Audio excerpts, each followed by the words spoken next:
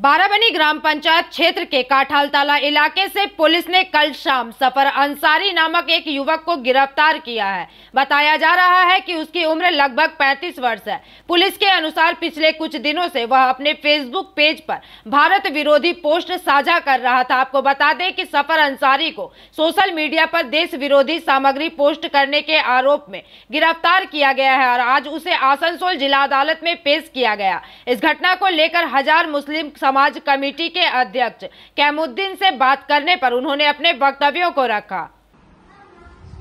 আমরা যে ধর্মে বিলং করি ইসলাম ধর্ম কখনো আমাদের শেখায়নি যে দেশে বা যে রাষ্ট্রে তুমি বসবাস করছো সেই রাষ্ট্রের প্রতি বিশ্বাসঘাতকতা করো বা দেশদ্রোহী কোনো কাজ করো।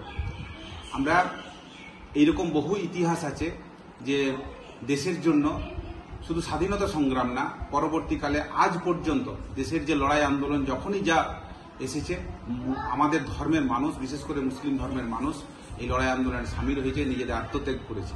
আমরা দু একটা বিচ্ছিন্ন ঘটনা ইতিমধ্যে এই পাকিস্তানকে কেন্দ্র করে যে ঘটনা ঘটছে তাকে আমরা তীব্র ভাষায় নিন্দা করছি, তার প্রতিবাদ করছি এবং মানুষকে আরো সচেতন থাকতে বলছি।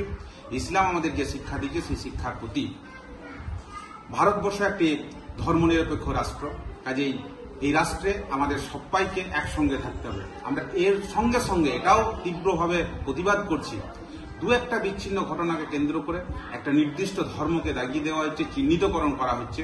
এই ধর্মের মানুষ সন্ত্রাসবাদী, এই ধরনের মানুষ দেশদ্রোহী, এটা ঠিক না।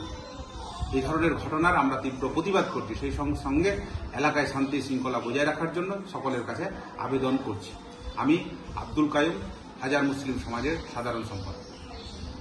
आसनसोल से बिजू मंडल की रिपोर्ट, पीवीटीवी न्यूज।